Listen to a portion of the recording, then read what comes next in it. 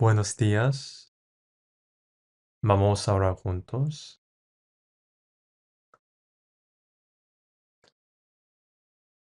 Padre Dios nuestro Santo, bondadoso y misericordioso, te damos gracias por habernos salvado de nuestros pecados y transgresiones, haciéndonos tus santos hijos, permitiéndonos permanecer en tu iglesia, tu cuerpo, y bendeciéndonos para que dentro de ella sirvamos a Dios, aprendamos tu palabra y vivamos una vida con obediencia. Gracias por permitir que hoy los santos salvos por la sangre del Señor reúnan en este lugar para tener comunión santa a través de tu palabra. Te rogamos que a través de este tiempo aprendamos cuál es tu buena, agradable y perfecta voluntad y que nos des fuerza y valor a través de tu palabra para que podamos caminar en obediencia en nuestras vidas. Para aquellos que entre nosotros están enfermos, te rogamos que los sanes, y a quienes están pasando por diversas tribulaciones y aflicciones y pruebas, te pedimos que les des fuerza, aunque esté en todo tipo de circunstancias, ayuda para que nadie tropiece, sino que confíen más en el Señor, que pueden caminar hacia la ciudad de Dios. En este momento se está predicando el Evangelio en el centro de retiro. Ten misericordia de todas las almas que están en ese retiro y ayúdales para que ninguna se pierda, sino que todas reciban la gracia de la salvación. También rogamos, te pedimos que acompañes a cada pastor que predica y consulta, dándoles las palabras necesarias para cada momento y sabiduría para que puedan proclamar y testificar el Evangelio con valentía. Y también acompaña las manos de los que sirven para que participen con espíritu voluntario y con un corazón alegre, cooperando con el Evangelio para que puedan unirse y hacer el bien. Y que ayúdalos a que sea un retiro lleno de gracia y seguro para que puedan terminar, puedan compartir dando gloria y alabanza a Dios. También te pedimos que acompañes todos los lugares donde se reúnen en tu nombre. Ayuda a las familias que están sirviendo como misioneros en el extranjero en medio de dificultades. Acompáñalos, acompaña a los hermanos para que confíen más en Dios y que prediquen el Evangelio con fuerza y ayúdales a superar las dificultades estando con ellos. Te dejamos todo en tu poder, en tu mano poderosa, en el nombre de nuestro Señor Jesús. Amén. Gracias, coro, por la alabanza. Vamos a buscar la Biblia. Isaías capítulo 22. Isaías capítulo 22, versículo 15. Capítulo 22, versículo 15. Hasta 25. Voy a leer yo.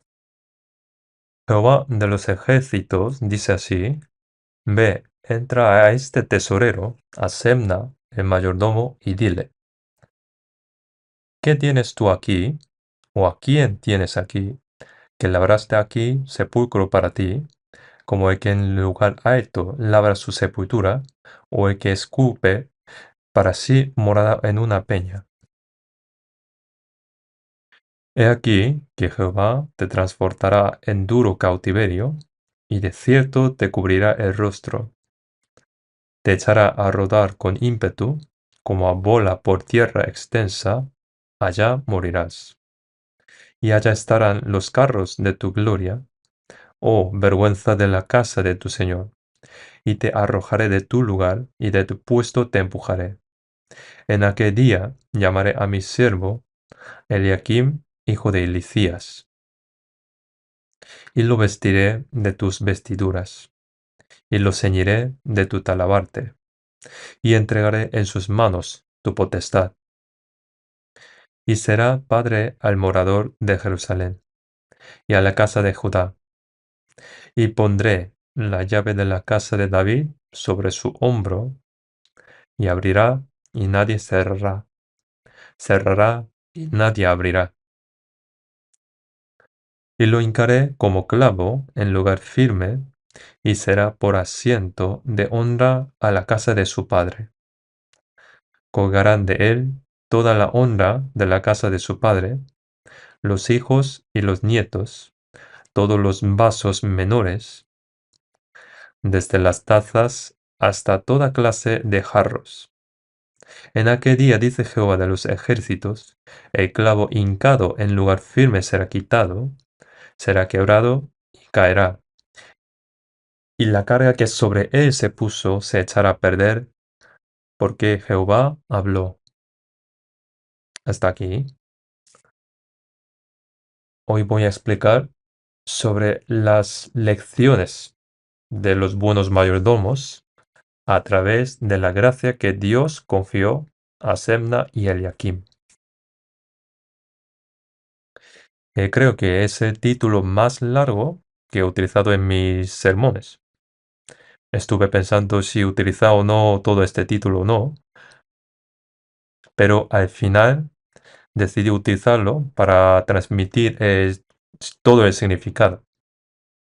Aún así, les pido disculpas si les resulta difícil de recordar el título. También puede resumir simplemente como lección de los mayordomos a través de Semna y Eliakim, para que puedan recordar.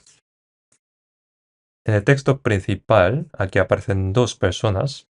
En el versículo 15 aparece Semna y después en el versículo 20 aparece Eliakim.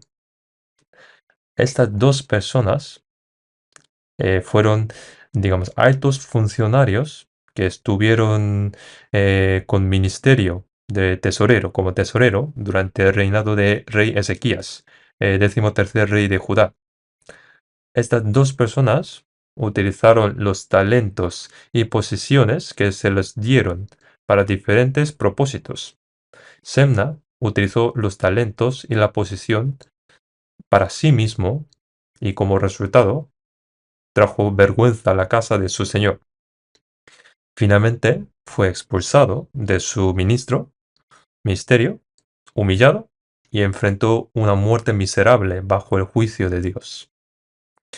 En cambio, Eliakim recibió los mismos talentos y posición, pero los utilizó para la gloria de la casa de David y cumplió fielmente su responsabilidad.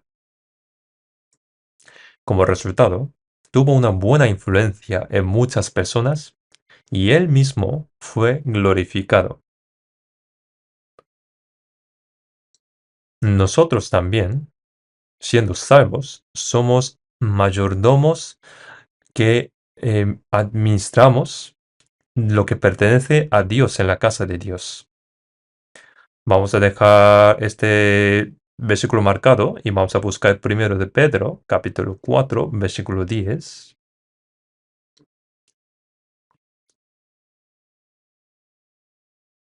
Primero de Pedro, capítulo 4, versículo 10.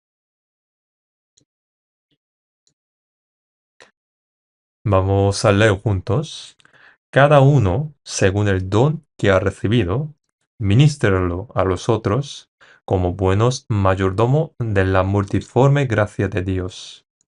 Aquí pone, cada uno según el don que ha recibido.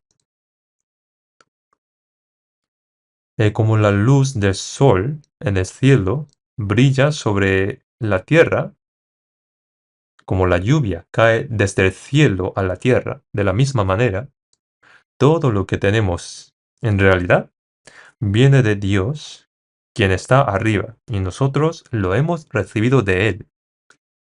Entre lo que tenemos, no hay nada de que no haya venido de Dios.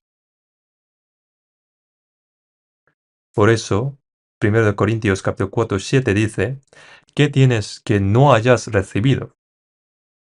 Si lo recibiste, ¿por qué te glorías como si no lo hubieras recibido? Pone es así, todo lo que tenemos lo hemos recibido de Dios. La fe que tengo también la recibí de Dios y la justicia con la que puedo ir al cielo también recibí de Dios. Y la vida de Dios, esa vida eterna también la hemos recibido de Dios. También este cuerpo y corazón también hemos recibido de Dios. Si tenemos salud en este cuerpo, esa salud también hemos recibido de Dios. Todo el tiempo que tengo también lo recibí de Dios.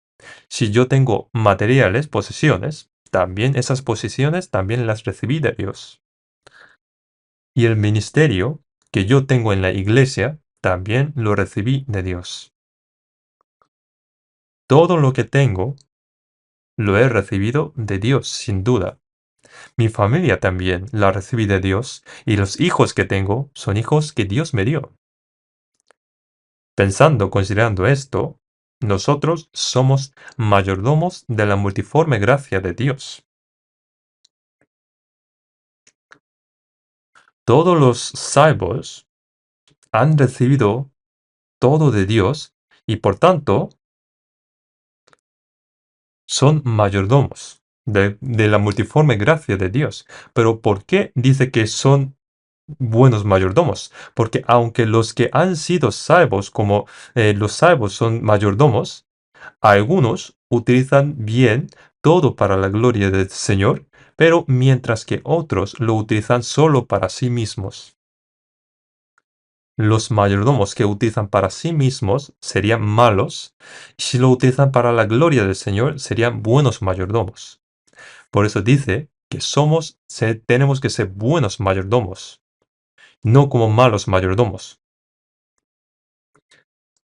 Este capítulo, pensando, este versículo, capítulo 4, versículo 10, podemos pensar que Semna es un mal mayordomo y Alequim es un buen mayordomo. Hay que pensar si yo, como un salvo, estoy viviendo como un buen mayordomo como Eliakim o estoy viviendo como un mal mayordomo como Semna. Nosotros debemos vivir como buenos mayordomos como Eliakim y presentarnos ante el Señor. Eso es lo que Dios quiere de nosotros y para esto nos da la sabiduría, fuerza y capacidad suficiente para que podamos hacerlo. Vamos a volver a Isaías capítulo 22.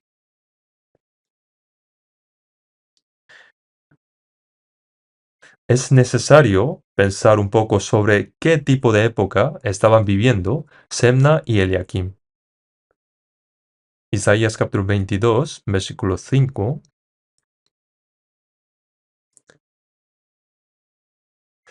Porque es día de alboroto, de angustia y de confusión de parte del Señor, Jehová de los ejércitos, en el valle de la visión, para derribar el muro y clamar al monte.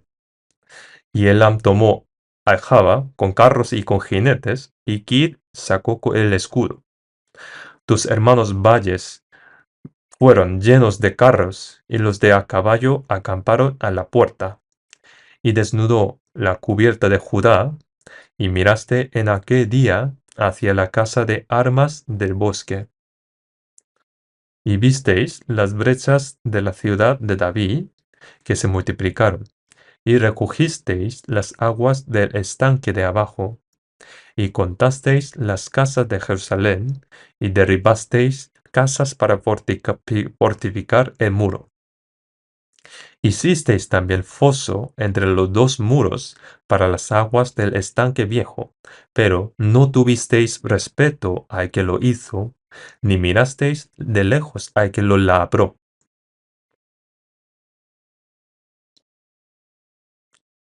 Dios levantó muchos enemigos alrededor de Judá porque el reino de Judá estaba en el camino de corrupción. Entonces los enemigos invadieron a Judá, conquistaron muchas ciudades de Judá y ahora están rodeando Jerusalén. Los carros llenaron los valles, dice, y los jinetes se alienaron en las puertas. El pueblo de Israel habían estado cubiertos de ojos, y aunque era un ambiente para la guerra,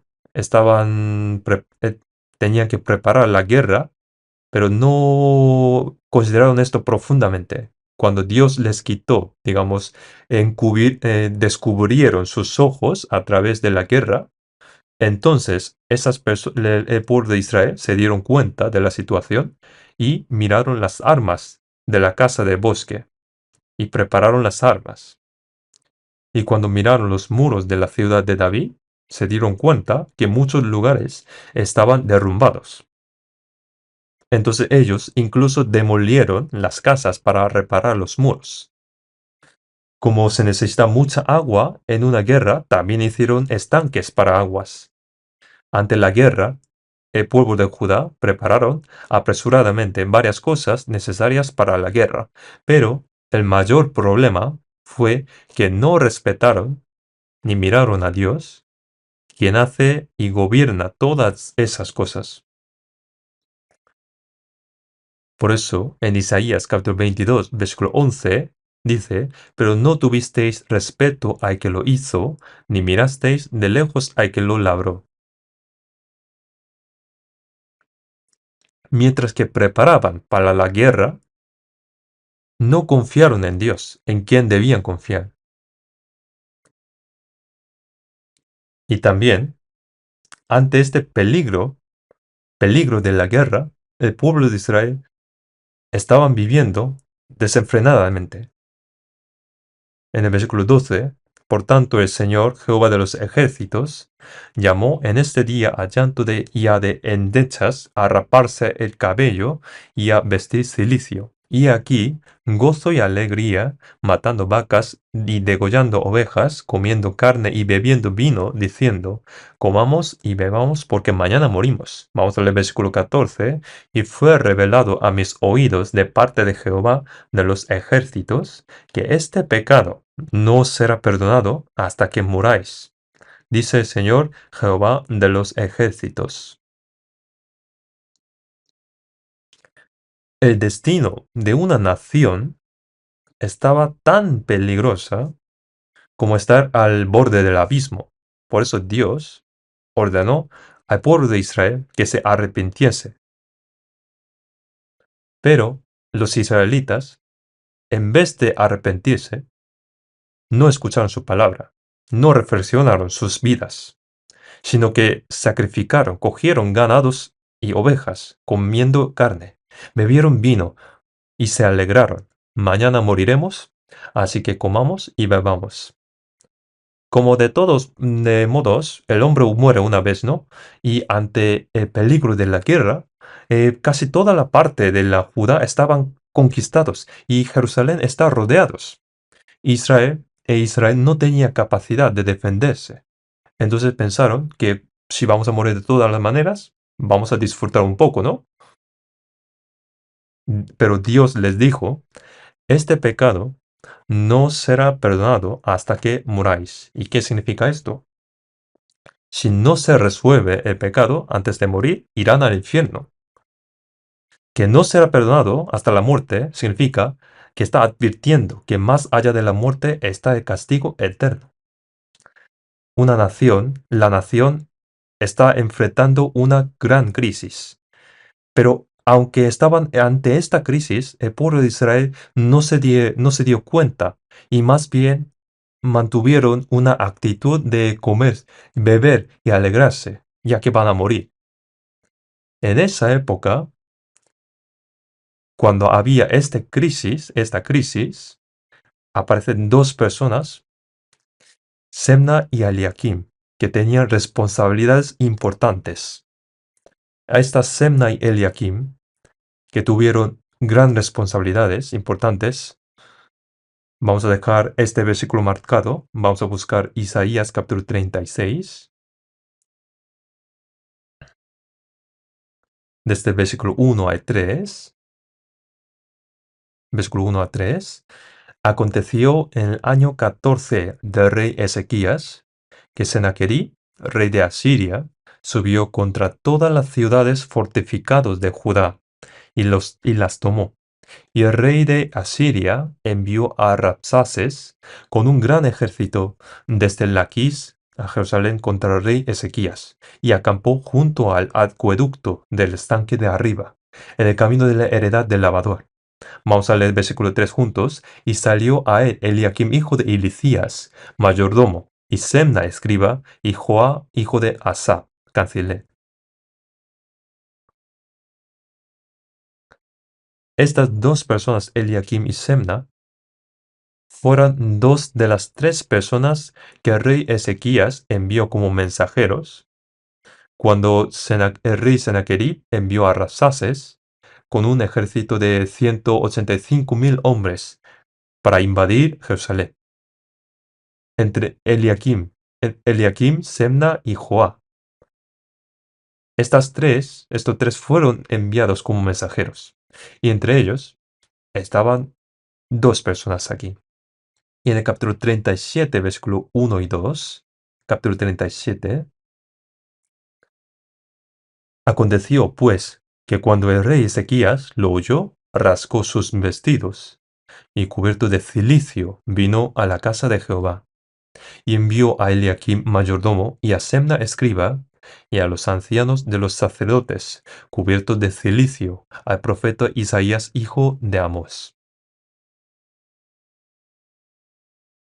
El Rabsaces, que vino con un gran ejército asirio, insultó a Israel y blasfemó contra Dios.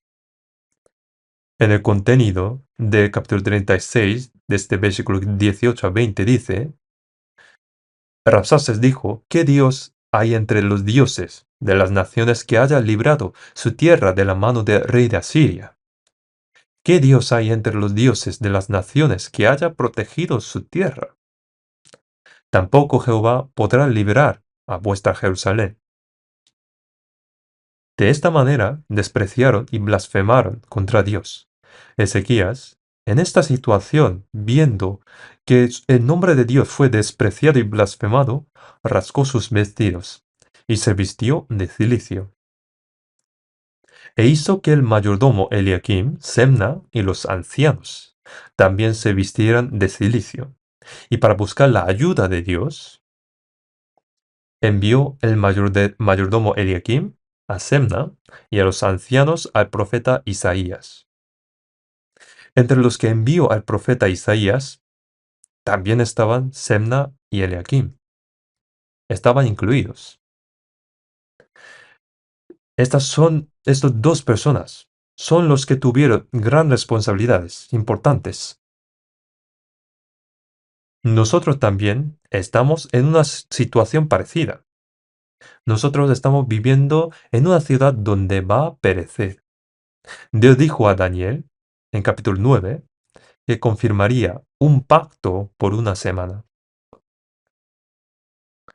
Ahora, aunque hay muchos conflictos entre Israel y países árabes, pero sabemos que un día Israel y los árabes eh, firmaron un tratado de paz de 7 años. A partir de entonces comenzaría los 7 años de tribulación,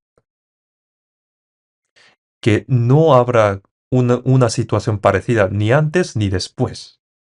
No habrá una situación parecida. Justo antes de que comience esta tribulación, justo antes van a firmar el tratado de paz de 7 años y antes de esto Jesús volverá y cuando el Señor vuelve, nosotros resucitamos en gloria y seremos arrebatados. Así como Eliakim y Semna tuvieron responsabilidades en ese tiempo, nosotros somos mayordomos que administramos lo que pertenece a Dios en la casa de Dios, justo antes de la tribulación. Es decir, nosotros estamos en misma situación. Entonces nosotros podamos aprender algunas lecciones a través de Semna y Eliakim. Vamos a volver a Isaías capítulo 22. Isaías capítulo 22.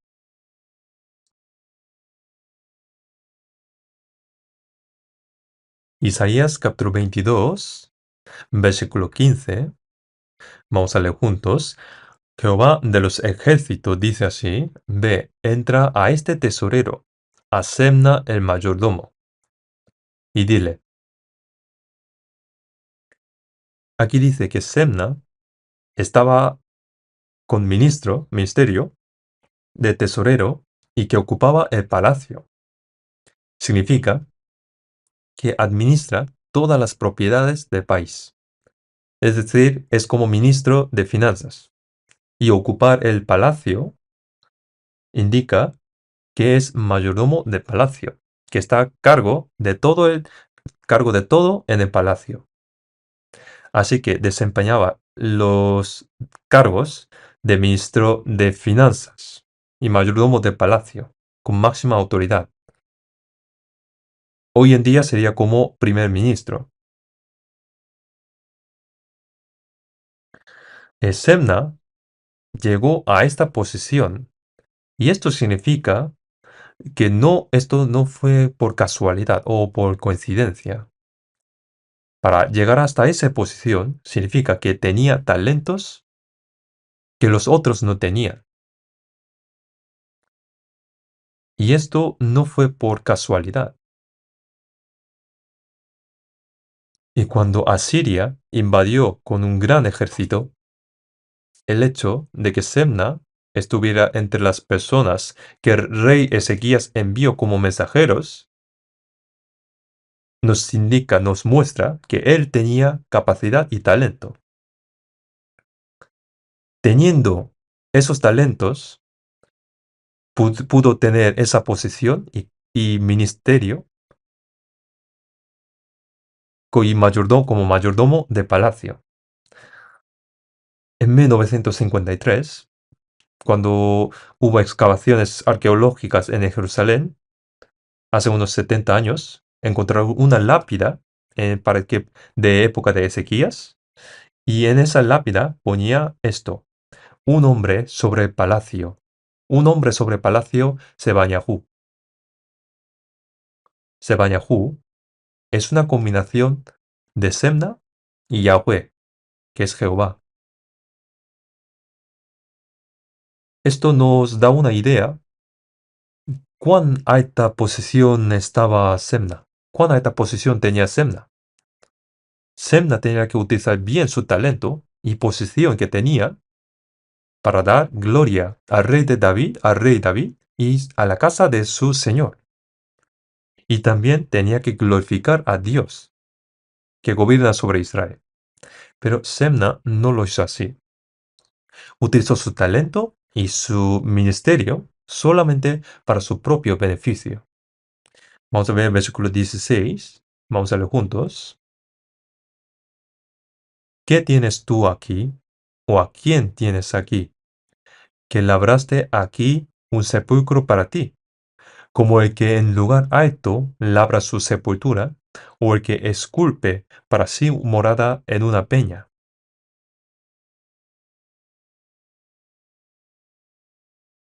Aquí está repitiendo una expresión: labraste aquí un sepulcro para ti.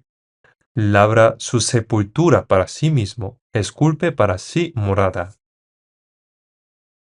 Está diciendo 3 veces del mismo significado. Parece que Semna preparó su propia tumba, sepulcro, y está repitiendo una palabra: aquí. ¿Qué tienes tú aquí? ¿Quién tienes aquí? ¿Qué hiciste esto aquí? Está hablando todo el tiempo aquí, dando énfasis. Viendo este versículo, podemos entender que aquí se refiere al sepulcro real donde se entierran los reyes. Entonces, con su poder, Semna preparó su propia tumba en ese lugar. Aunque él no forma parte de la familia real, hizo con soberbia e intentó construir, preparar una tumba para sí entre los reyes. A través de esto podemos pensar dos errores de Semna. Primero, él, digamos, pasó sus límites de su posición.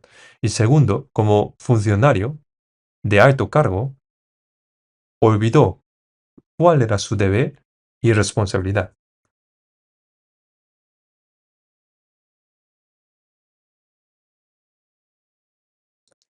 Preparar su propia tumba en el sepulcro de los reyes, él no tenía derecho, pero utilizando su posición y poder, lo hizo. En la Biblia aparece muchas veces las personas que utilizan su poder y su posición y qué pasa de su posición. Entre ellos, vamos a ver algunos ejemplos. Primero es el rey Saúl, el primer rey de Israel. En primero de Samuel capítulo 13, los filisteos invadieron con un gran ejército. Había 30.000 carros, 6.000 soldados. Eran tan numerosos como arena del mar. Dios, a través de Samuel, dio instrucciones a Saúl. Dijo, cuando Israel enfrente dificultades, espera 7 días hasta que llegue Samuel. No hagas nada por tu cuenta. Pero al ver muchos enemigos, tan grande, el pueblo de Israel comenzó a temer. Los soldados y el pueblo empezaron a dispersarse. Saúl esperando hasta el séptimo día, pero no pudo esperar más y ofreció él mismo el holocausto y los sacrificios de paz. Y justo después de ofrecer el sacrificio, llegó Samuel. Al ver lo que había hecho Saúl, Samuel le reprendió, diciendo que había actuado neciamente. Hay una distinción clara entre el trabajo del rey y el trabajo del sacerdote. Pero Saúl, siendo rey, hizo el trabajo del sacerdote. Pero no conocer cuál es su lugar es ser necio. Aún así, Dios le dio otra oportunidad. En el 1 Samuel capítulo 15, Dios le ordenó destruir completamente a los amalecitas. Saúl derrotó a Amalek obedeciendo a la palabra de Dios, pero trajo el rey vivo y se quedó con lo mejor del ganado. Y en 1 Samuel capítulo 15, versículo 12, dice que levantó un monumento para sí mismo. En vez de utilizar esta oportunidad que dio Dios para obedecer a la palabra de Dios y restaurar su posición, en vez de eso, la utilizó para enaltecerse a sí mismo. Como resultado, perdió el trono que Dios le había dado y terminó humillado. No conocer cuál es su lugar es camino directo hacia la humillación. Y también vamos a ver el caso del rey Uzías, el rey del sur Judá, en segundo de Crónicas, capítulo 26, vemos que Dios ayudó a Uzías y así se fortaleció el país. Su poder se hizo tan grande y que fue conocido hasta las regiones fronterizas de Egipto. Pero entonces su corazón se enalteció. Él entró en el templo para hacer el trabajo de sacerdote. Tomó el incensario y quiso ofrecer el incienso a Dios. 80 sacerdotes le impidieron diciendo que no puedes hacer eso. Sin embargo, cuando Usías se enojó contra ellos, Dios lo castigó con lepra en la frente. Como resultado, fue expulsado del templo, nunca más pudo entrar en la casa de Dios y vivió apartado en un palacio separado hasta el día de su muerte. El rey Usías ignoró que había diferencia entre el trabajo del rey y el trabajo del sacerdote. Su corazón se llenó de soberbia y en el número aparece, capítulo 16, aparece el pecado de Coré. Coré era un descendiente de Leví y los levitas tenían servicio sagrado en el templo, representando a todo el pueblo de Israel. Pero Coré no se conformó con esa responsabilidad e intentó ser líder como Moisés. Entonces reunió a Datán y a Abiram y a 250 príncipes de la congregación y se rebeló contra Moisés. ¿Y qué pasó? La tierra se abrió y trajo a Coré y todo lo que le pertenecía, y el fuego descendió del cielo y consumió a los 250 príncipes que se unieron a la rebelión. Después de esto, Dios ordenó que trajeran las varas de los príncipes de las 12 tribus de Israel y las colocaron delante del arca de pacto, y al día siguiente solo la vara de Aarón había florecido. No solamente brotó, sino que floreció y dio fruto. ¿Por qué Dios hizo eso? Es para establecer claramente su orden y su posición ya establecido. Una persona salva debe saber cuál es su lugar.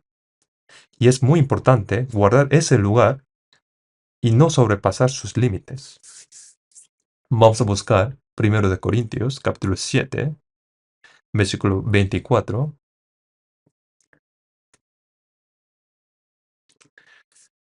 1 de Corintios, capítulo 7, versículo 24.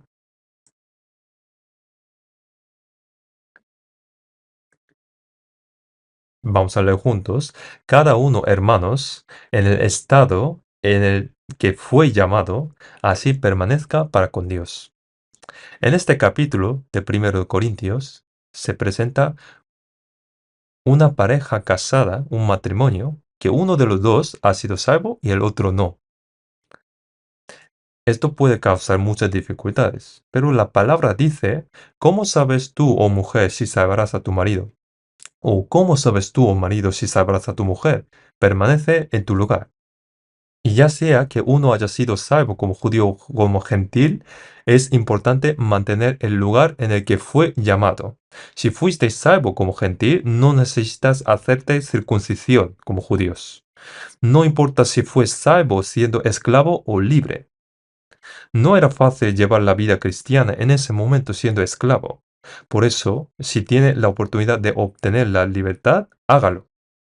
Pero incluso si permanece siendo esclavo, no hay problema.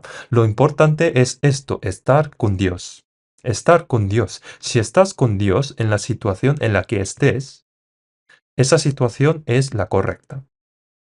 Ya sea como estudiante, ama de casa, padre de familia, trabajador en alguna empresa. Si hemos recibido salvación, hasta que nos llame Dios, es importante mantener nuestra posición hasta que Él nos indique su voluntad. Lo importante es permanecer en ese lugar junto con Dios. Tenemos que recordar que si somos salvos, debemos permanecer en la iglesia. En la San Juan capítulo 15, el Señor dijo que el pámpano debe permanecer a la vid.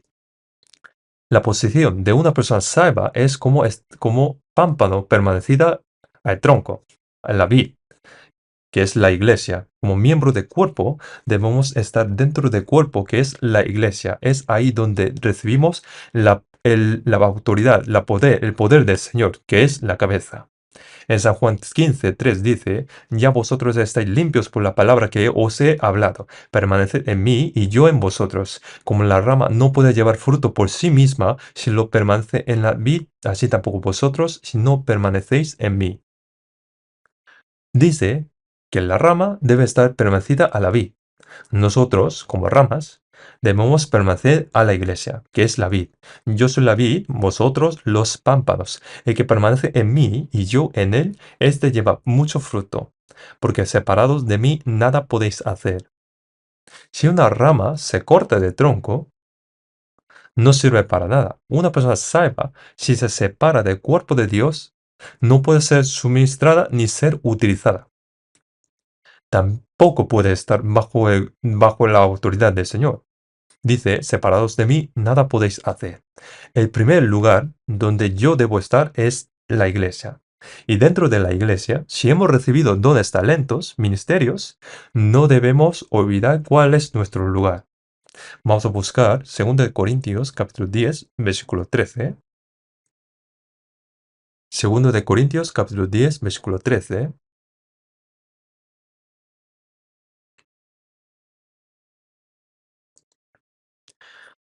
Capítulo 10, versículo 13, vamos a leer juntos, pero nosotros no nos gloriaremos desmedidamente, sino conforme a la regla que Dios nos ha dado por medida, para llegar también hasta vosotros.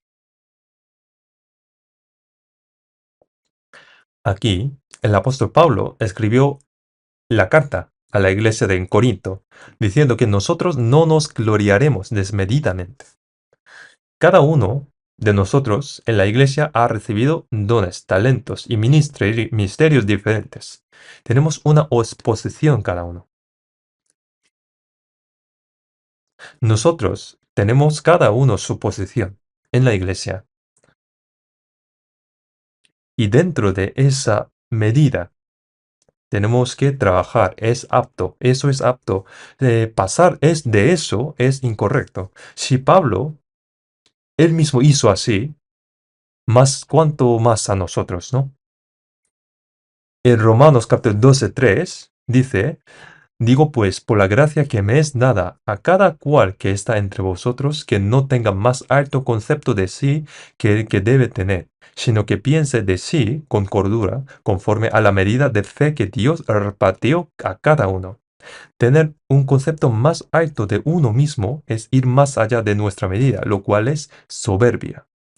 Es pasar de nuestra posición, sobrepasar de nuestra posición. ¿Cuál es el criterio más importante para Dios al darnos dones y funciones dentro de la iglesia? Es la medida de fe que tenemos cada uno. Dios da sus dones, talentos, conforme a la medida de fe. Pero pensar más allá de eso es soberbia. Entonces alguien podría pensar, entonces yo no voy a hacer nada, ¿no? Pero si no hace nada, sería desobediencia.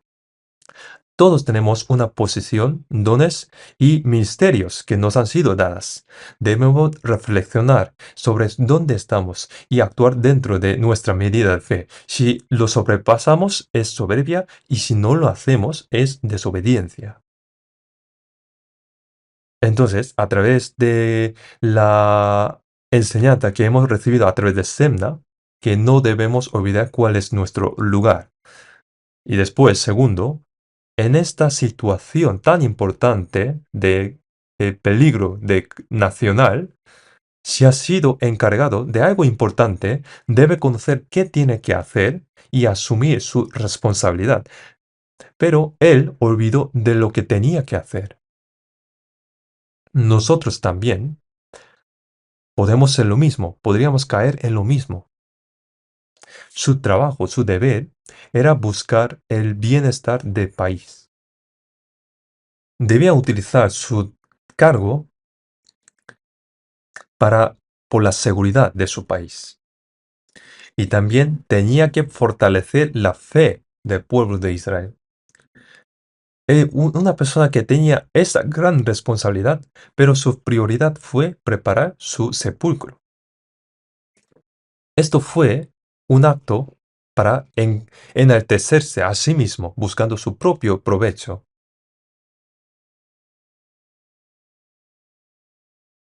Él, ante la crisis de su país, utilizó su poder para su codicia y buscando algo mundano y personal. Fue un hombre vil y mundano. así como lo fue Judas Iscariote. Fue escogido como uno de los 12 discípulos de Jesús y se le confió la bolsa de dinero, ¿no? Pero Judas seguía a Jesús buscando su propio beneficio y robaba de lo que había en la bolsa de dinero. Él no entendía ni su posición, ni su función, ni su responsabilidad, ni deber.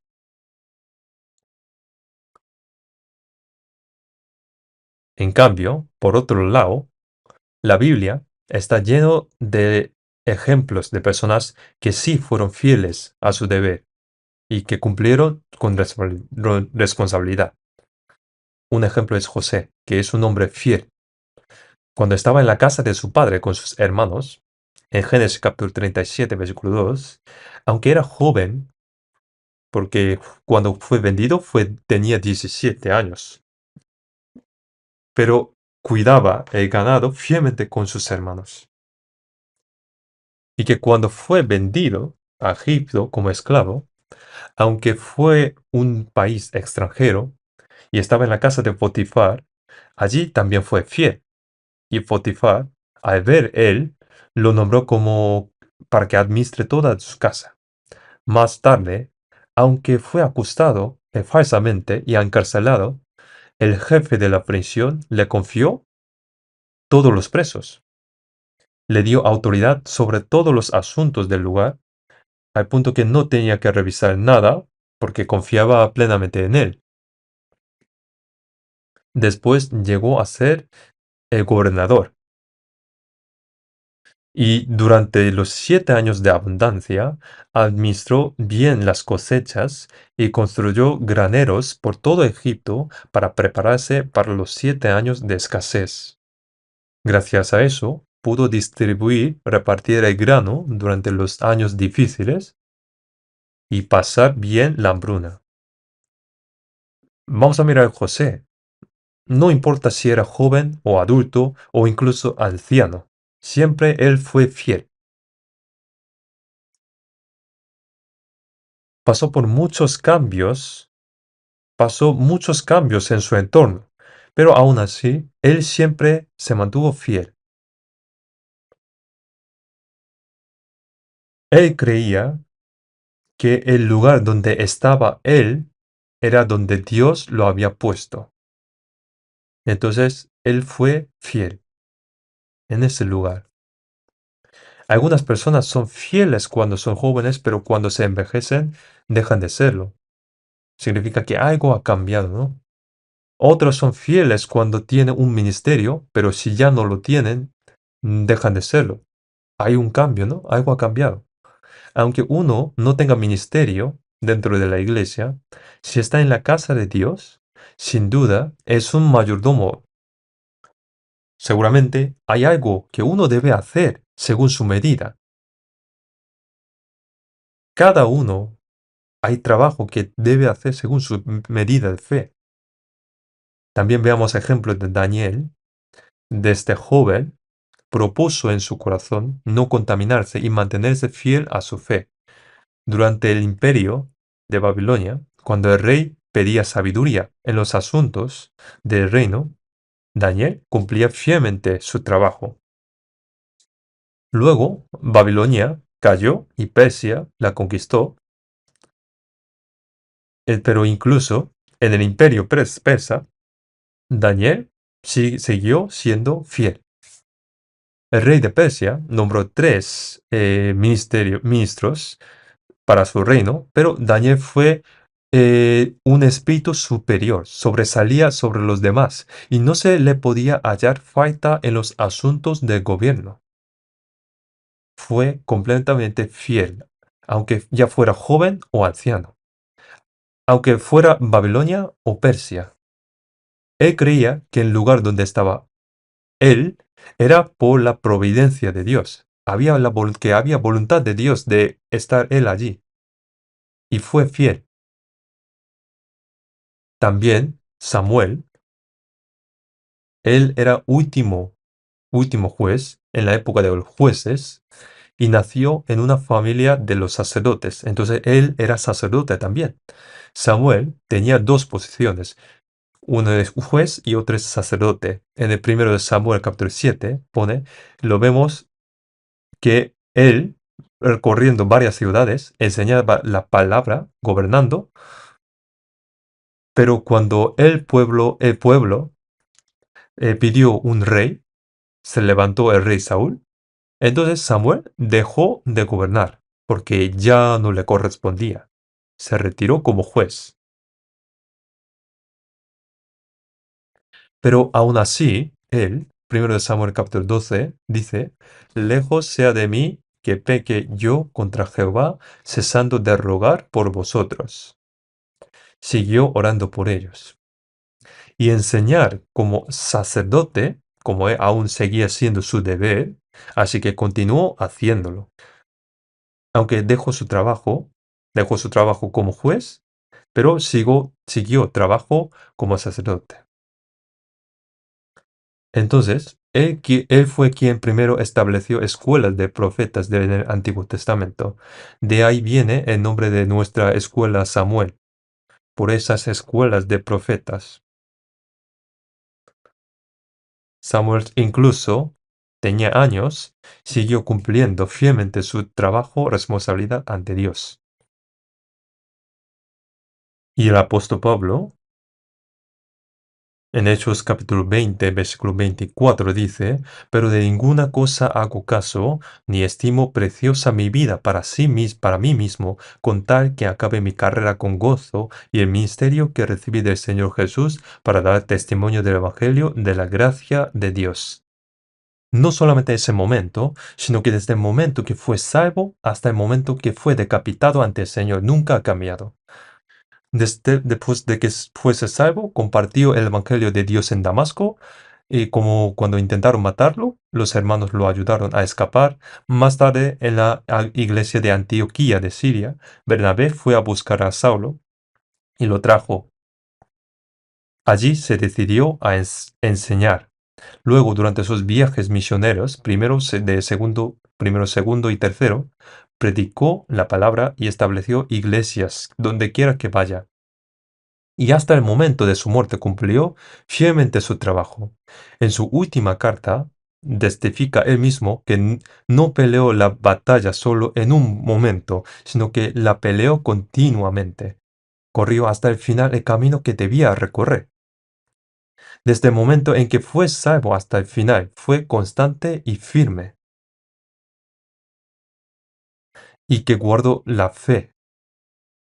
Esto es fidelidad. La fidelidad no es como actuar como Semna, que olvidó cuál es su lugar. Actuó más allá de lo que se había encomendado, y olvidó cuál era su trabajo y responsabilidad. Así como hubo personas como Semna, también hay personas fieles. Nosotros debemos seguir el ejemplo de lo que fueron fieles. Y otra lección que podemos aprender es que Semna fue soberbio. A través de Semna podemos aprender cuáles son las características de la soberbia.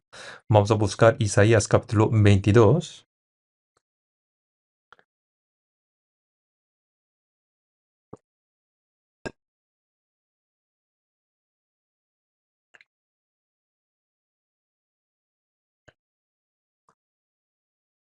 Isaías capítulo 22, versículo 16. Yo lo leo. ¿Qué tienes tú aquí? ¿O a quién tienes aquí que labraste aquí sepultura para ti? Como el que en lugar alto labra su sepulcro, o el que esculpe para sí morada en una peña. La soberbia tiene muchas características, pero una de las más representativas es que solamente conoce sí mismo, es egocéntrico. Aquí dice, para ti, para sí mismo. Entonces, una de las características es que es egocéntrico y no ve nadie más. Y detrás de toda soberbia está Satanás. Y la característica de Satanás es egocéntrico. egocentrismo. Por eso, la primera característica de toda la soberbia es centrarse en uno mismo. Vamos a buscar Isaías capítulo 14, versículo 12. Isaías capítulo 14, versículo 12. Hasta versículo 15 voy a leer yo. ¿Cómo caíste del cielo, oh lucero, hijo de mañana? En la traducción inglés se utiliza la palabra Lucifer, que se refiere a Satanás. Cortado fuiste por tierra, tú que debilitabas a las naciones. Tú que decías en tu corazón, subiré al cielo, en lo alto, junto a las estrellas de Dios, levantaré mi trono, y en el monte del testimonio me sentaré. A los lados del norte, sobre las alturas de las nubes subiré, y seré semejante al Altísimo. Vamos a leer juntos. Mas tú derribado eres hasta el Seol, a los lados del lado del abismo. Aquí habla cuál es la característica de Satanás. Tú que decías en tu corazón, subiré al cielo, levantaré mi trono, me sentaré en el monte del testimonio a los lados del norte, subiré sobre las alturas de las nubes. Seré semejante al Altísimo. Yo, yo, yo voy a ser como Altísimo. La característica de una persona soberbia es que piensa todas las cosas en torno a sí misma. En 2 de Timoteo capítulo 3 habla, nos habla de 19 características que describen en tiempos, último tiempo. Y primero de 19 características, lo primero es amadores de sí mismos. En 2 de Timoteo capítulo 3, 1 dice, también debes saber esto, que en los postreros días vendrán tiempos peligrosos, porque habrá hombres amadores de sí mismos y después ávaros. Es decir, la primera cosa que menciona es que hay hombres amadores de sí mismos. Sí que hay que amar a sí mismo también, apreciar a sí mismo, pero aquí se refiere que dejando todas las cosas, lo primero es él. Siempre se centra en sí mismo. Y de ahí viene el problema. Una persona salva debe tener claramente sus prioridades en su vida. Y hay que esforzar para restaurar esas prioridades correctas. Un salvo, naturalmente, se convierte en una persona centrada en Dios. Y lo que ha recibido de Dios, para compartir eso, lo comparte con su prójimo. Entonces, primero es Dios, segundo el prójimo y tercero uno mismo. Es correcto que uno mismo sea el último. En inglés existe la palabra joy, que significa alegría, gozo, y también incluye otro significado que es éxito y satisfacción. Cuando una persona tenga éxito, siente satisfacción. Y con esa satisfacción tiene alegría y el gozo. Pero esta palabra joy nos da una enseñanza. Primero, J es Jesús. Para una persona salva, Jesús debe ser lo primero. Después viene O, que es others, significa los demás, el prójimo. Y luego último viene Y, que es you, tú. Primero Dios, segundo el prójimo, después uno mismo. Cuando seguimos este orden, encontramos alegría, gozo, éxito y satisfacción. Aunque en el mundo me va bien, ¿eso sería éxito y satisfacción? No, en realidad nuestra alegría, nuestro éxito espiritual y satisfacción viene cuando tenemos el orden, prioridad correcta en nuestras prioridades. Primero Dios, segundo prójimo y luego uno mismo. Es cuando tenemos paz en el corazón. Tenemos que establecer bien esa prioridad, ese orden correctamente. Tenemos que esforzarnos por esto. ¿Ustedes qué piensan ¿Qué es el éxito y la satisfacción? ¿De dónde busca la alegría y satisfacción? La palabra joy. Hay que establecer bien el orden. Primero Jesús, después prójimo y luego uno mismo. En Jueces capítulo 9 podemos encontrar la parábola de los árboles de Jotam. Jotam fue un hijo de Gedeón. Gedeón, cuando invadieron 135.000 hombres, solo con 300 personas, logró victoria. Él fue un juez y desempeñó el papel de Salvador como juez. Y entonces el pueblo de Israel le dijo que sea nuestro rey, pero Gedeón lo rechazó. Dijo, no, porque Dios es quien os tiene que gobernar. Es suficiente con Dios. ¿Por qué yo tengo que ser vuestro rey? Gedeón decidió que no va a ser su rey. Sin embargo, la culpa que tenía Gedeón, que tenía varias mujeres y que dieron muchos hijos. Tuvo 70 hijos y entre ellos había uno que se llamaba Abimelech.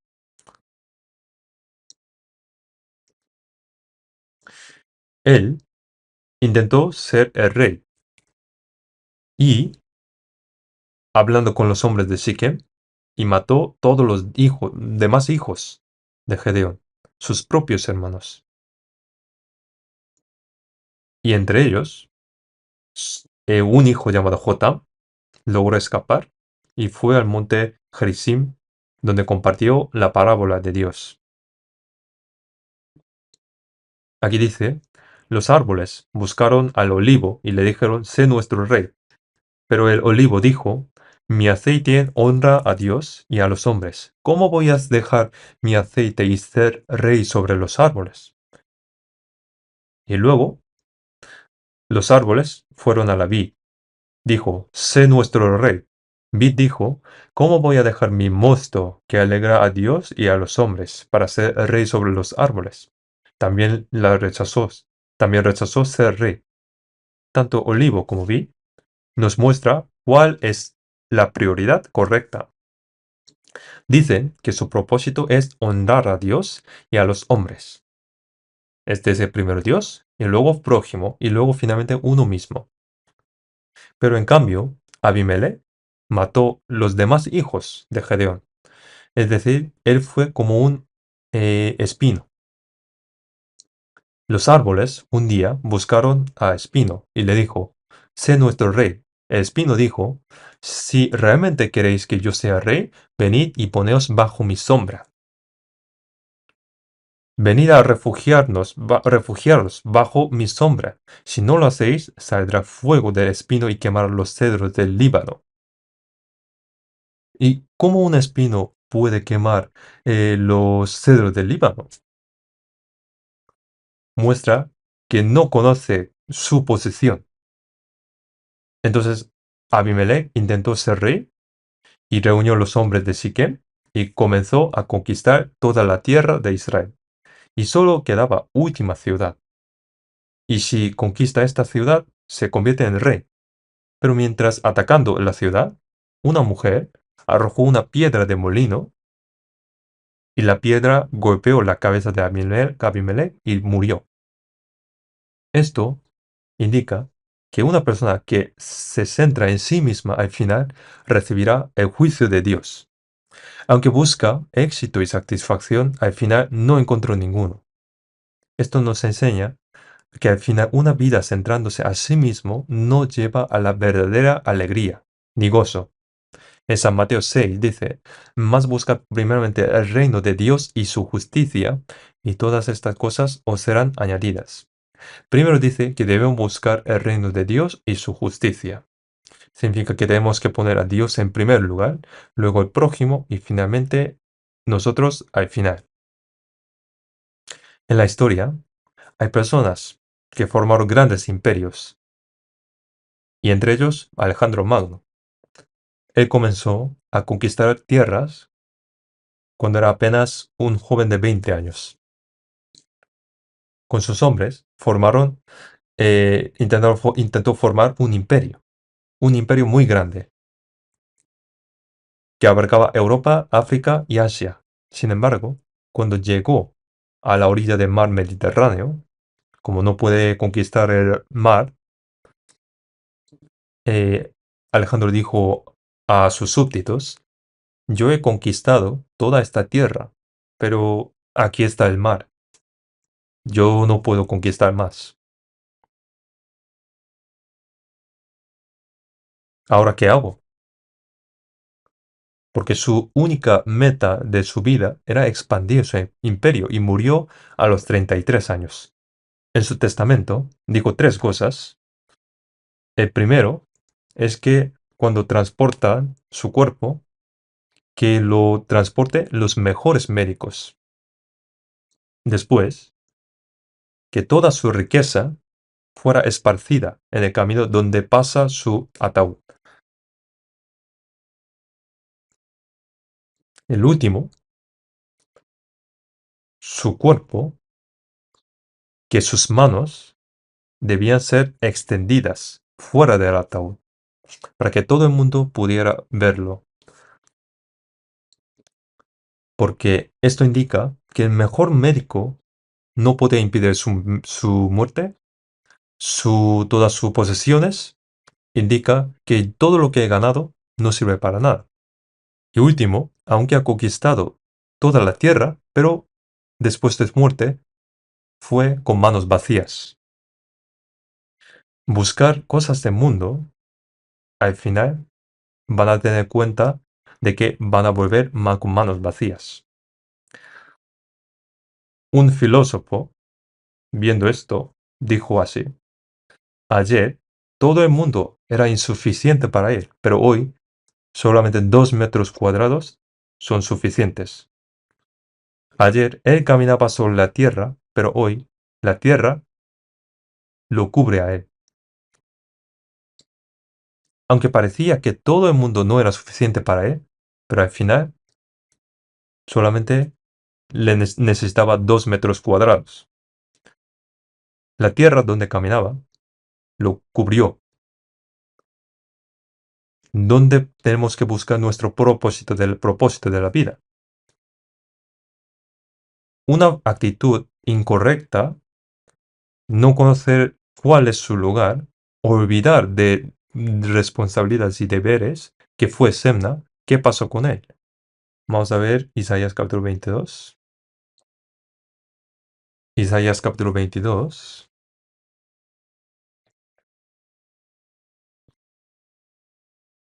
Versículo 17 y 18, vamos a leer juntos. He aquí que yo, Jehová, te tomaré con firmeza y te arrojaré como una bola lanzada y te llevaré a un campo desolado donde no habrá nadie y allí morirás y allí estará tu carroza de gloria.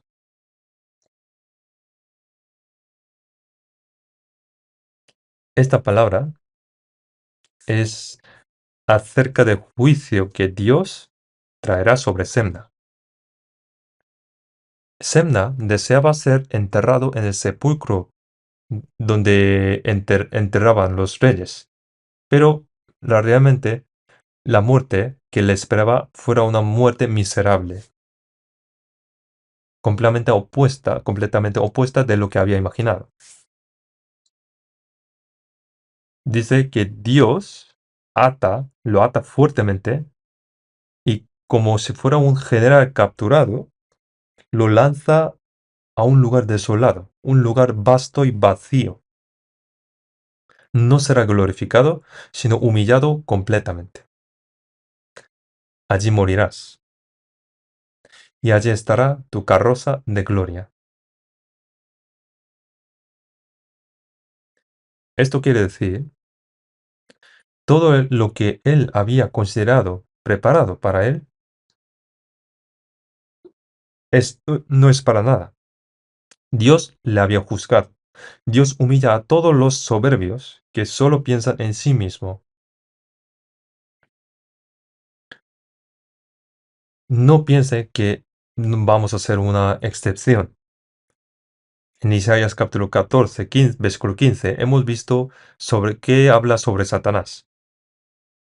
Él deseaba ser como estar en altura de las nubes y ser como altísimo, pero fue derribado hasta el Seol.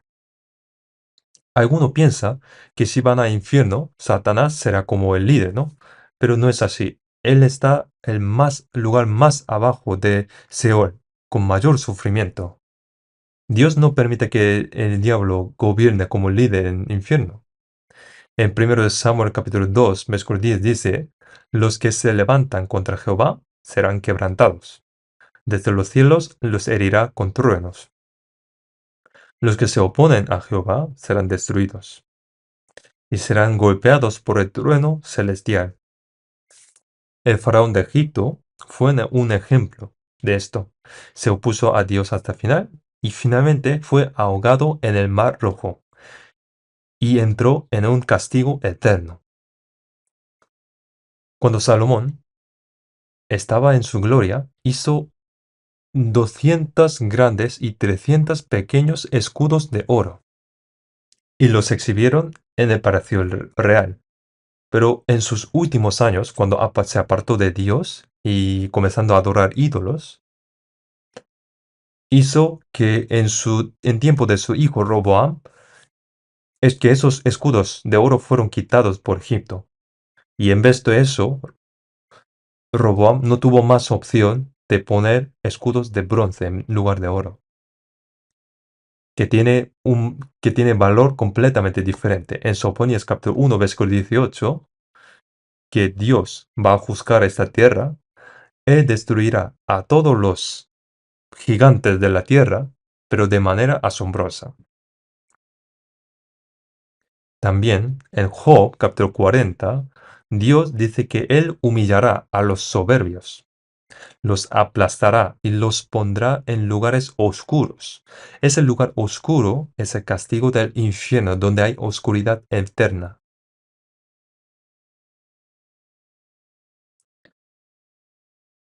Semna fue soberbio, que olvidó de su posición, su trabajo, su ministerio. Hizo que Dios lo juzgara. Dios le quitó su puesto y lo humilló. En el versículo 19 dice, vamos a leer juntos, te echaré de tu oficio y te bajaré de tu posición. Dice que te echaré de tu oficio y te bajaré de tu posición.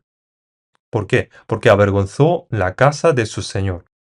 La casa del Señor se refiere de David, a través de la cual se profetizó la venida de Salvador Jesucristo. La casa de David tiene un plan y un propósito. Sin embargo, Semna avergonzó esa casa y por eso Dios dijo que humillaría su puesto. Como hemos visto en Isaías capítulo 36 y 37, cuando los asirios atacaron, el cargo de mayordomo de palacio ya estaba ocupado por Eliakim, que Dios le ha otorgado ese puesto quitándose de Semna.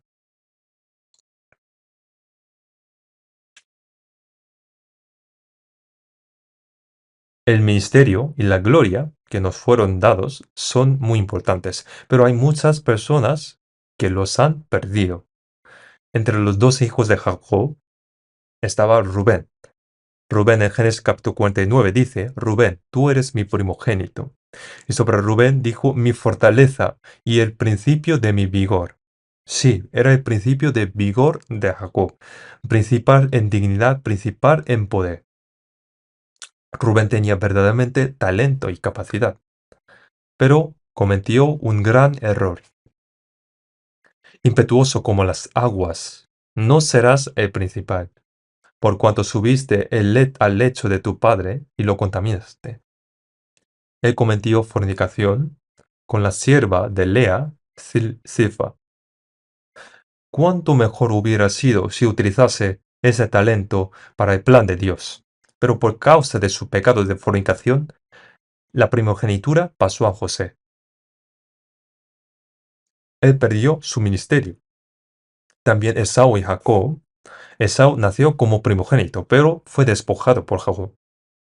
¿Por qué? Porque no conocía cuán glorioso era, eh, era la primogenitura que tenía. Era un hombre carnal. En Hebreos capítulo 12, versículo 16 dice, no sea que haya algún fornicario o profano como Esaú, que por solo una comida vendió su primogenitura. Le llama como profano. Aunque lloró y buscó la oportunidad con lágrimas después, pero no lo ha hallado. Es decir, que finalmente no pudo entrar en la gloria de Dios. Esaú, aunque nació como primogénito, y pudo haber recibido la bendición como primogénito, pero por despreciarla, se convirtió en hombre profano, perdió su ministerio y entró en la condenación eterna. ¿Y qué pasa con Judas Iscariote? Vendió a Jesús y luego se suicidó. En Hechos 1 dice que se rompió la cuerda, cayó al suelo y sus entrañas se derramaron. Es decir, que tuvo una muerte trágica, ¿no? Entonces, ¿qué debemos hacer para no perder el ministerio y seguir siendo utilizado por Dios? Vamos a buscar 1 Corintios capítulo 9. 1 Corintios capítulo 9.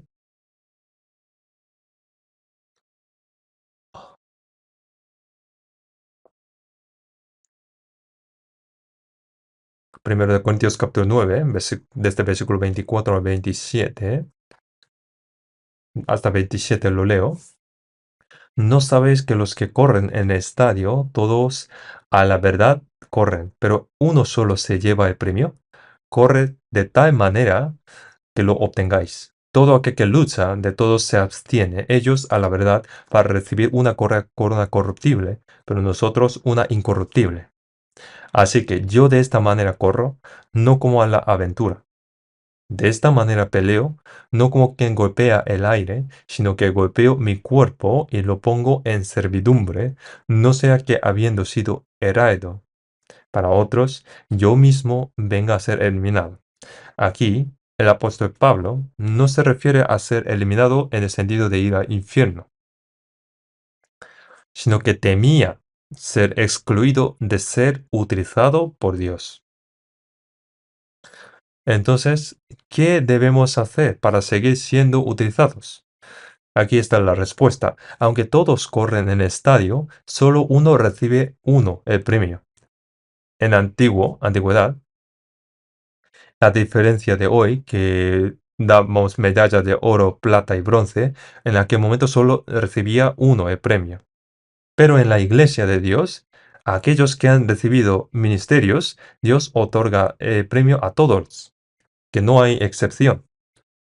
No es que solamente da uno de los muchos salvos, sino que da a todos el premio. Pero para obtener ese premio y seguir siendo utilizados, hay cosas que debemos considerar. Pone, todo aquel que lucha de todos se abstiene. Hay que abstenerse y entrenarse, ponerse en práctica. Aquellos que entrenan y para obtener buenos resultados, se obtienen y entrenan constantemente. Es decir, que necesita abstenerse y entrenamiento. Después, segundo, hay que tener un propósito y objetivo claro. Pone, así que yo de esta manera corro, no como a la aventura, de esta manera peleo, no como quien golpea el aire. Si uno corre, si un objetivo, va a ir sin rumbo. Hay que tener claro cuál es el destino, el propósito de su vida como salvo. Hay que tener bien claramente su objetivo. Porque si no lo tiene, se puede distraer. Alguien que no tiene propósito o objetivo se desvía. No volverá jamás. Después pone, golpeo mi cuerpo y lo pongo en servidumbre. Es decir, pone en servidumbre su cuerpo. ¿Para qué? Para que sea, para que ponga en servidumbre a la voluntad de Dios, a la palabra de Dios. Después, tener un propósito claro y buscar en la voluntad de Dios. Con Cristo estoy juntamente crucificado. El Señor es el dueño de mi vida, yo soy siervo que lo sigue. Vamos a volver nuevamente a Isaías capítulo 22.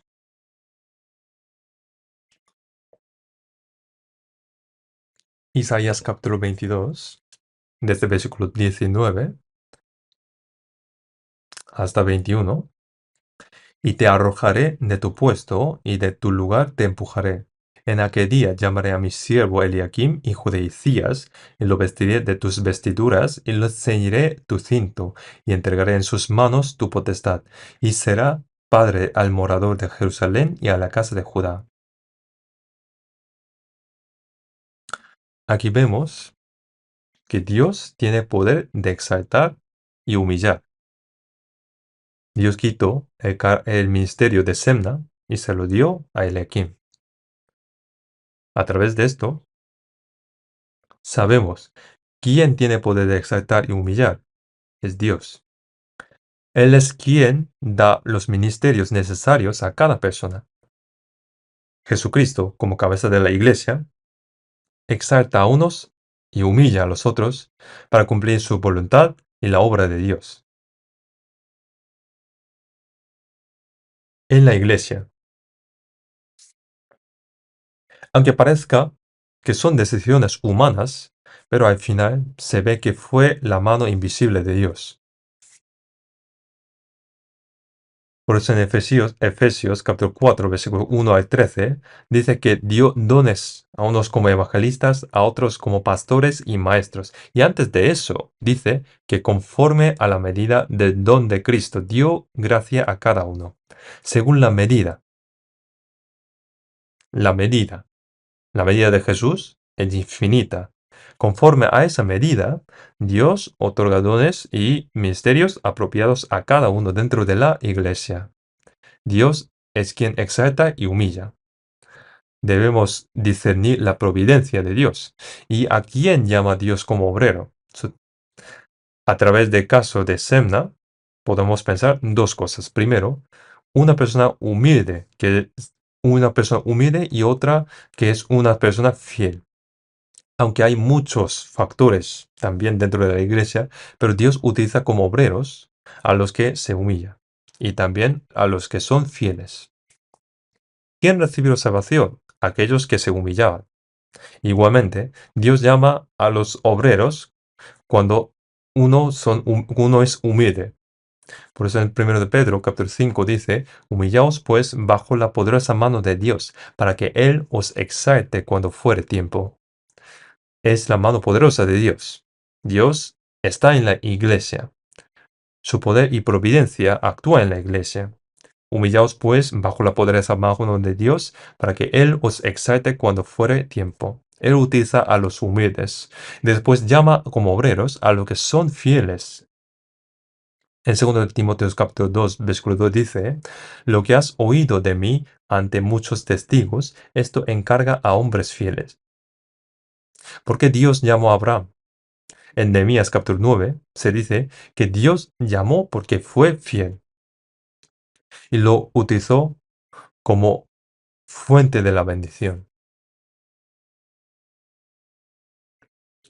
En versículo 22, vamos a leer juntos, y pondré la llave de la casa de David sobre su hombro y abrirá y nadie cerrará, cerrará y nadie abrirá. Aquí se refiere a Eliakim. La casa de David es el linaje donde vendría el Salvador. Y pondrá la llave de la casa de David sobre su hombro. Eso significa que le entregará autoridad y poder. Y abrirá y nadie cerrará, cerrará y nadie abrirá. Si abre, nadie cierra.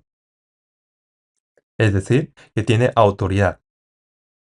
Y fue Dios quien hizo esto. Pero lo que debemos considerar es que Eliakim es la sombra de Cristo.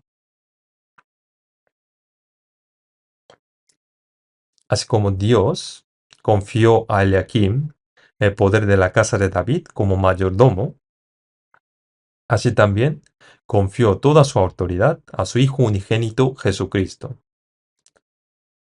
Por eso en San Mateo capítulo 28, 18, después de resucitar, toda potestad me es dada en el cielo y en la tierra.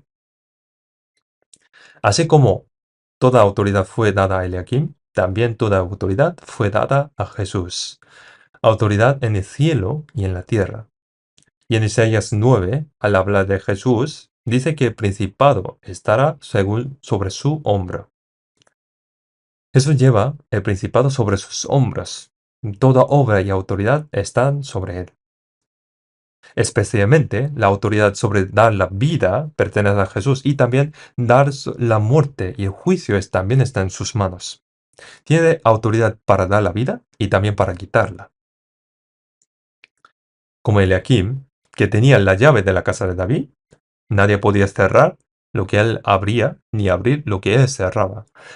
De la misma manera, Jesús es quien tiene la llave de la vida. Por eso en Tito capítulo 3, versículo 5 dice, nos salvó no por obra de justicia que nosotros hubiéramos hecho, sino por su misericordia, por el lavamiento de la regeneración y por la renovación en el Espíritu Santo. Un humano es salvo por su misericordia, es decir, solo si Dios tiene misericordia de nosotros podemos ser salvos. Si no lo tiene, no podemos serlo. En Hechos 17, cuando Lidia, vendedora de púrpura, escuchaba la palabra de Dios a través de Pablo, dice que el Señor abrió su corazón para que atendiese lo que Pablo decía. Él abrió su corazón y la ayudó para comprender el Evangelio. Nosotros, el hecho de que a cada uno de nosotros hemos hecho salvo es porque Dios, por medio de la llave de misericordia, nos abrió la llave de la vida, como el principado de David. Y también, además de la llave de vida, también las llaves de muerte, en manos del Señor. En Apocalipsis 1 dice, y el que vivo estuve muerto, mas he aquí que vivo por los siglos de los siglos. Amén. Y tengo las llaves de la muerte y de Hades. No solamente tiene llave de vida, sino también la llave de muerte y de Hades. Tiene autoridad. Pero lo que debemos considerar es que Jesús entregó esa llave de David, esa llave de autoridad a la iglesia. ¿A quién? A la iglesia. Esa autoridad que Jesús recibió, esa autoridad que abre, nadie puede cerrar, y que cierra y nadie puede abrir, se la confió, se la dio a la iglesia. No se la confió a nosotros. Por eso en la Biblia, en San Mateo capítulo 16, San Mateo capítulo 16, versículo 18 dice,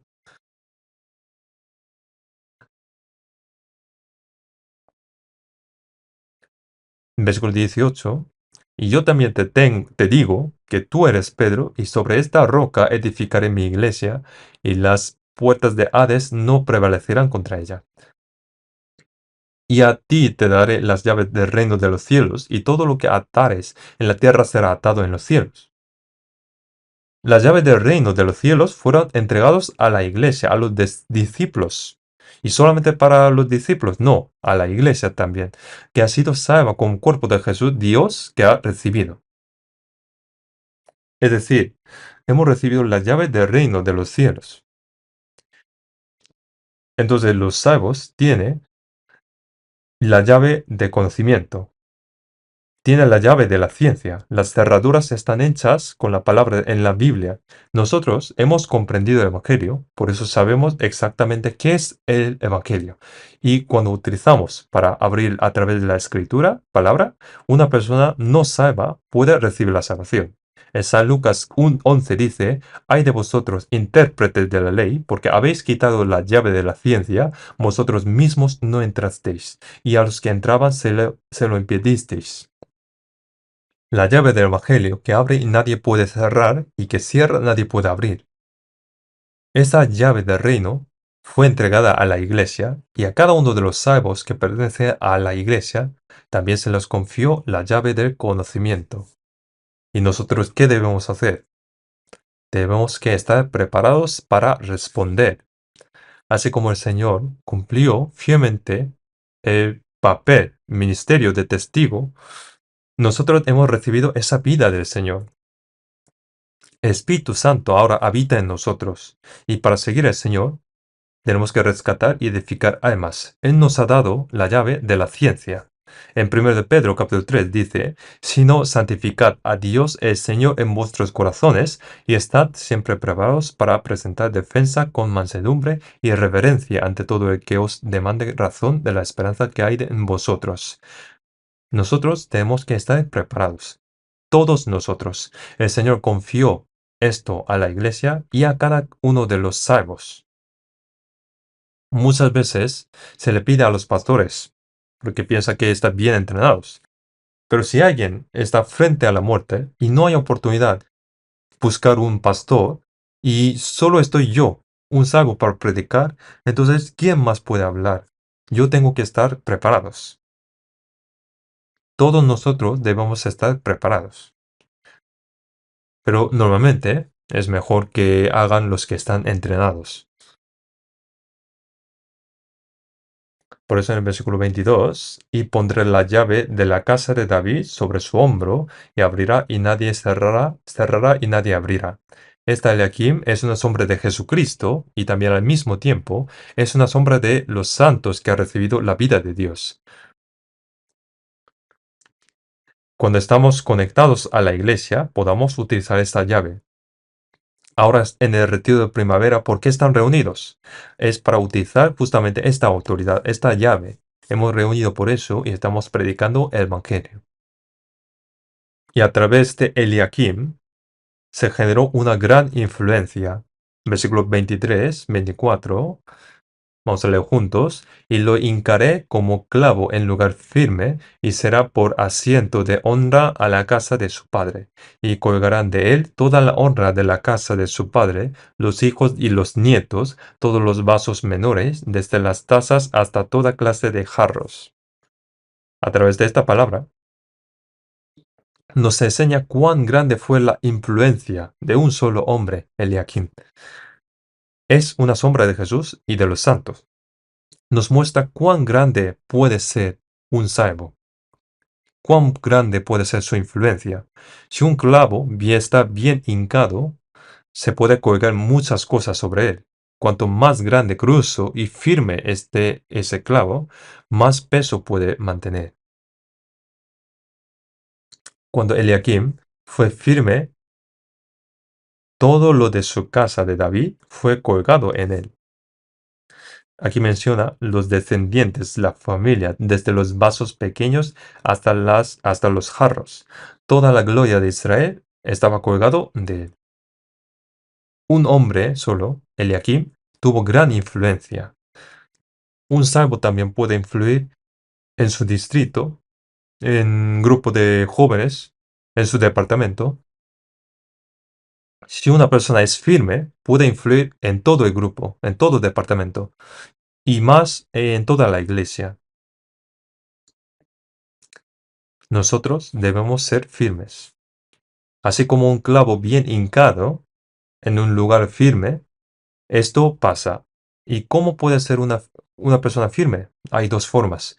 Uno es permanecer en la iglesia, recibiendo constantemente la palabra de Dios. Y otra cosa es que pasando por diversas pruebas en nuestra vida, uno es fortalecido y siendo firmes.